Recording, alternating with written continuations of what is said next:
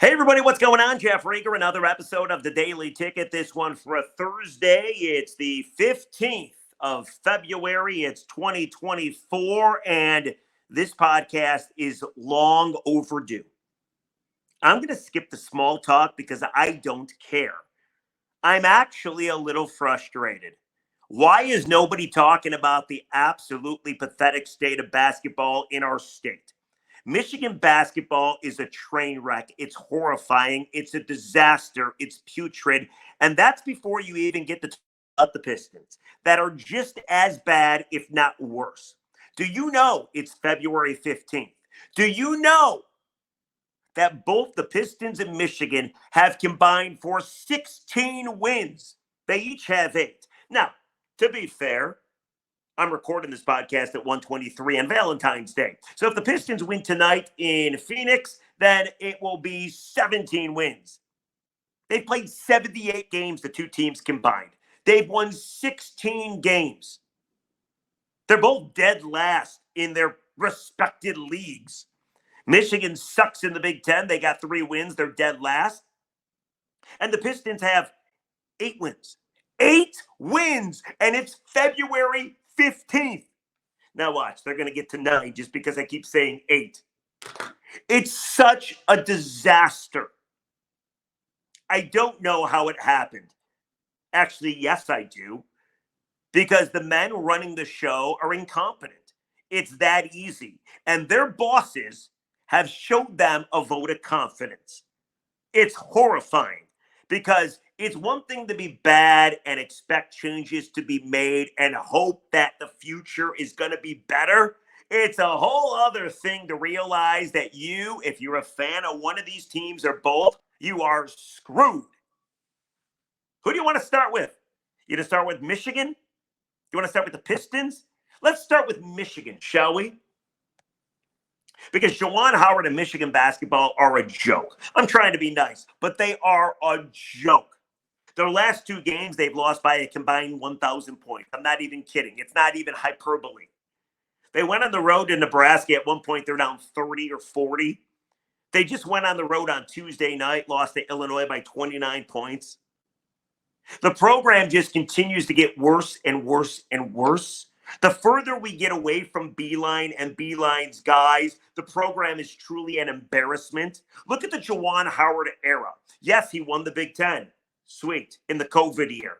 Yes, he's been to the second weekend of the tournament a couple different times. He beat a 2 seed in Tennessee in the tournament as well. He beat a pretty good LSU team to move on in the tournament. Hell, they made the Elite 8. 1 game away from the Final 4. If Franz Wagner could have hit that shot. Things started great. Every doubter of Juwan Howard admitted they were wrong. And then they were right. Juwan punching or open hand slapping the assistant for Wisconsin, getting suspended, and then just 2 brutal seasons. Absolutely awful seasons. 2 seasons, blip on the radar. If you believe better things are ahead, if you believe that it was just 2 down years and, they were the exception. But the problem is this is now the constant. Last year, Michigan does not make the tournament. They had 2 NBA first-round picks. Jet Howard, Juwan's kid, pretty good player. Kobe Buffkin, remember him? Both dudes, first-round NBA picks. They also had Hunter Dickinson, who since transferred to Kansas could win Player of the Year and a national title potentially. They had 3 superstars last year, and they did not make the tournament.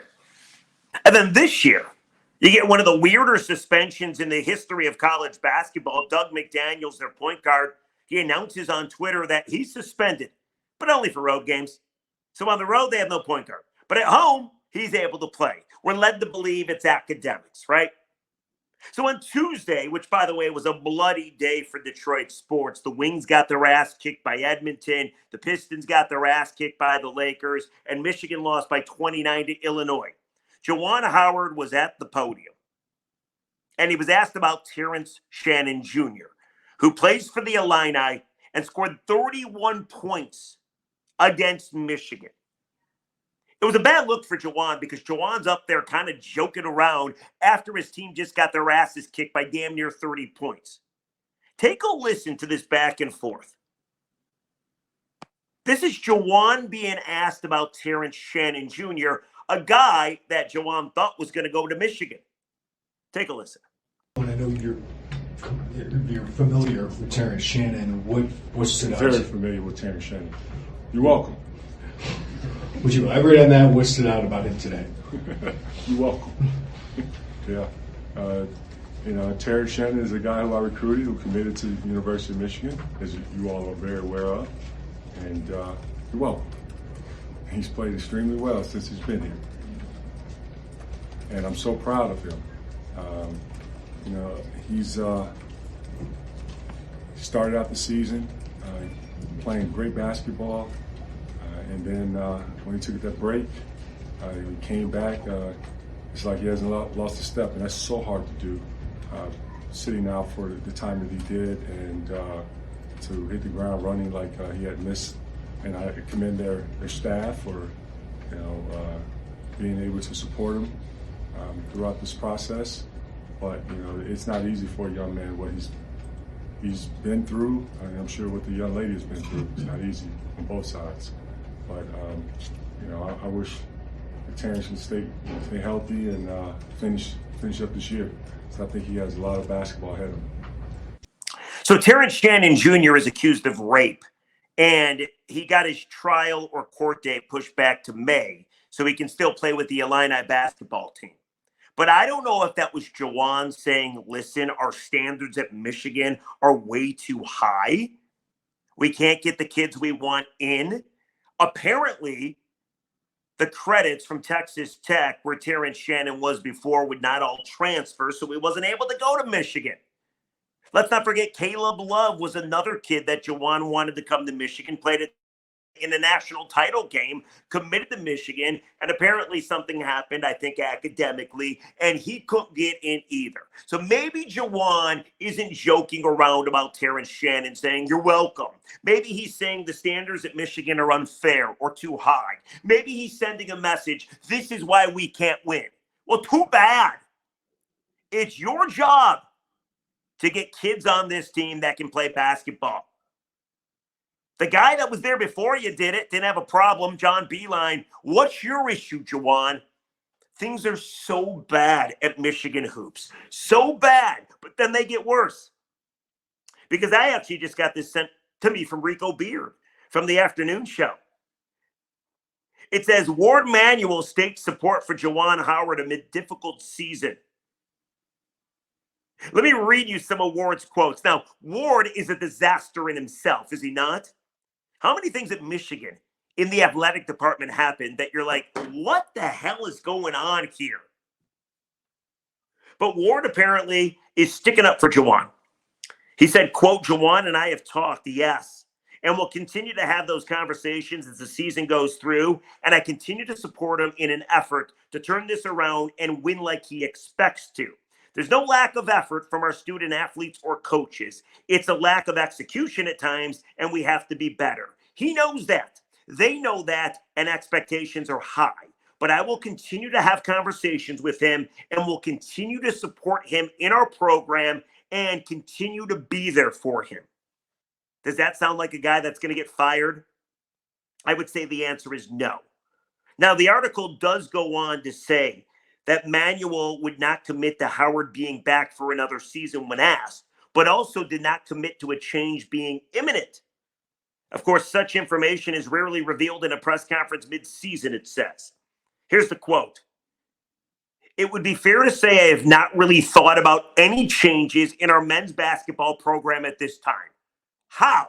You haven't thought of any changes? What? Are you not watching? Let me continue. It's one of the greatest things that I guess I can't say it any clearer. I want to support Juwan to be successful and have not given any moment or thought of anything about changes at this time. And so my support is of him, of our student athletes, and our staff. What a train wreck. Do you know Chris Holtmann just got fired yesterday at Ohio State? They had 4 wins in the Big Ten. 1 more win than Juwan Howard in Michigan. Chris Holtmann and Ohio State were actually a 2 seed not too long ago. Then they got upset in the NCAA tournament by Oral Roberts. He gets whacked, but Juwan can't get whacked. And listen, I understand not to fire him during midseason, right? He's a Michigan man. I love the Fab Five, my favorite team of all time. It's what got me into basketball. Juwan and Jalen and Chris and Jimmy and Ray, I loved them. I lived and died with those guys. So I get they're not going to fire him during the season, but he cannot be back next year. I don't think he cares enough. I can't prove that.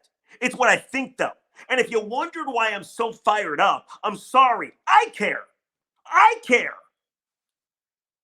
I've always liked Michigan basketball, sometimes more than Michigan football. And it breaks my heart to see them this pathetic. Disgrace. Come on. Make a move, Ward. Get him out of there. But of course, it's not just Michigan. That's an embarrassment. Oh, no. Because the Pistons are also an embarrassment.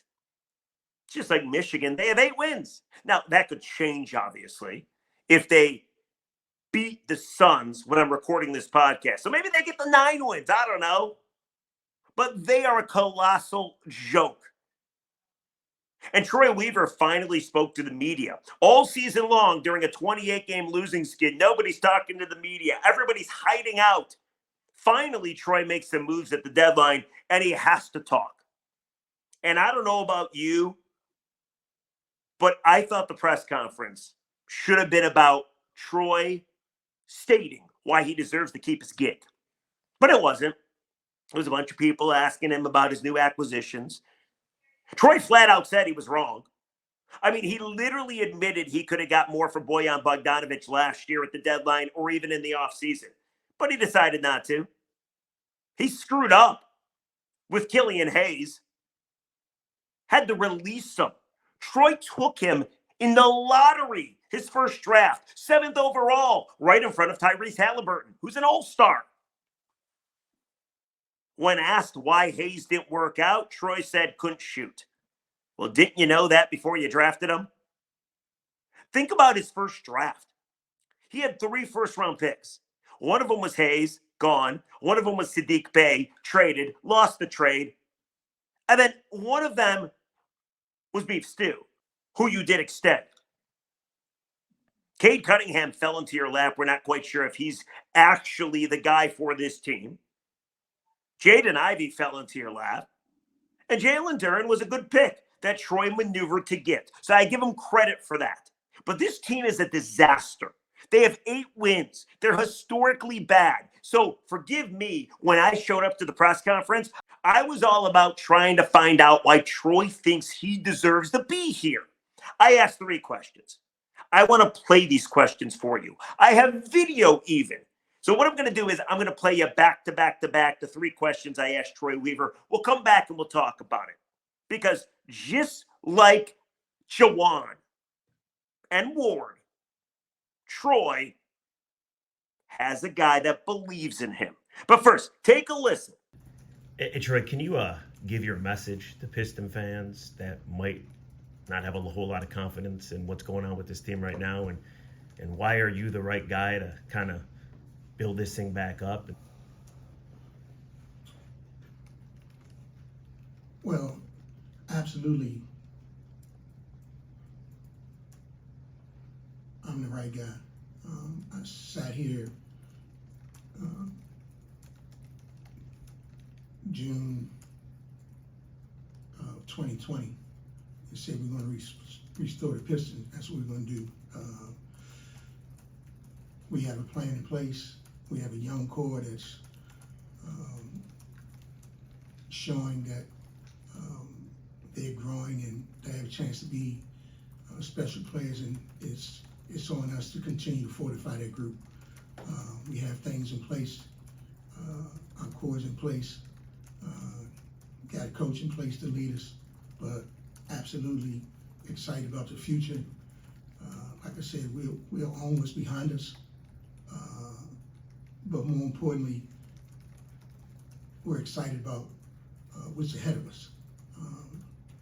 If you watched the last 2 nights, you should feel good about what's ahead of us and the young core and the guys we believe in. And we'll continue to fortify this group, but like I said, from day one, like I'm unwavered. I'm on assignment to restore the Pistons, and that absolutely will happen. Hey, Troy, you talked about the plan and that you're the right guy for the job.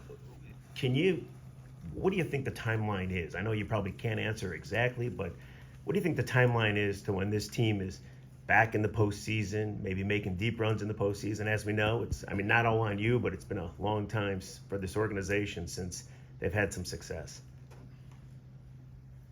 Well, when I came in, I said we had to restore the Pistons, and that's not changing. So timeline, I don't have the exact answer to that, but we had a lot to clean up and get in order first, and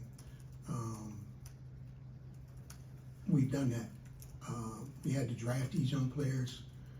We have a young core now that we really like, and now we can move forward with them. But a timeline, we got the core together now, fortify the group, and Monty and his group build, but I don't know, but I can't give you an exact date, but the concrete has been poured.